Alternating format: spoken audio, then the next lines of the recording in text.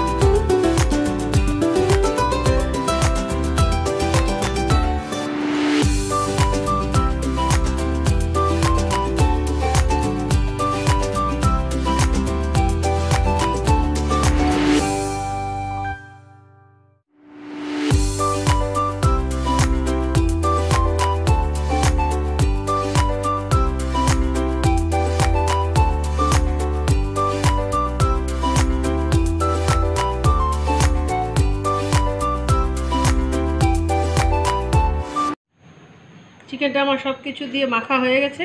এবার আমি 5 ঘন্টার জন্য এটা ম্যারিনেট হওয়ার জন্য রেখে দেব। এটা ঢেকে রেখে দেব। চিকেনটা আমার ম্যারিনেট করা হয়ে গেছে।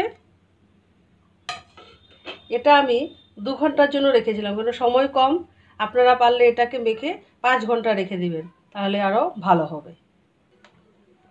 এই চিকেন চাপটা আমি সাদা তেল দিয়ে তৈরি করব। ম্যারিনেট করার সময় আমি একটু সর্ষে তেল দিয়ে মেখে রেখেছিলাম।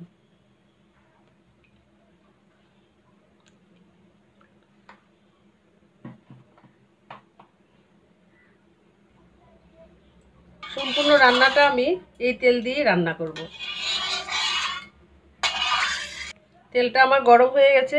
এবার আমি চিকেনগুলো এক এক করে ছেড়ে দেব। আমি পুরো মশলা দেব না, চিকেনগুলো ওরকম তুলে তুলে ছেড়ে দেব।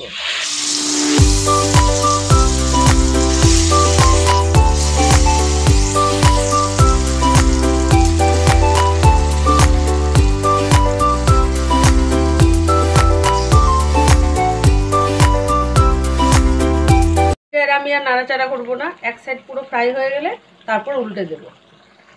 আমার এটা এক সাইড ফ্রাই করা হয়ে গেছে। এবার আমি আস্তে আস্তে করে পাল্টে দেব।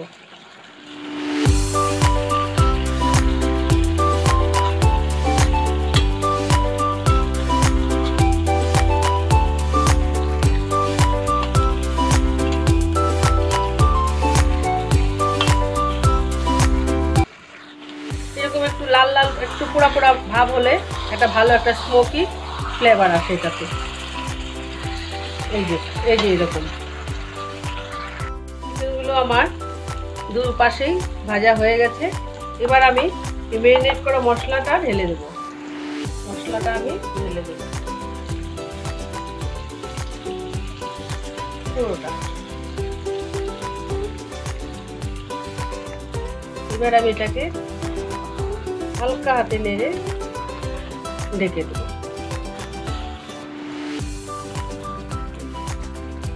এবার আমি এটাকে চাপে ঢেকে দেব।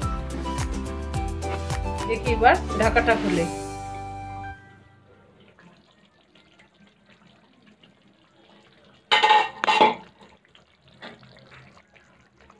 মাংসটা আমার তৈরি হয়ে গেছে। এবার আমি সার্ভ করে নেব।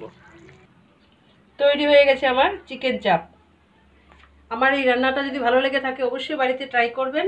আর আমার এই ভিডিওটাকে লাইক করবেন, শেয়ার করবেন, আমার চ্যানেলটাকে সাবস্ক্রাইব করবেন আর কমেন্ট করে জানাবেন। দেখা হবে নেক্সট ভিডিওতে। আজকের মতন এখানেই, ধন্যবাদ।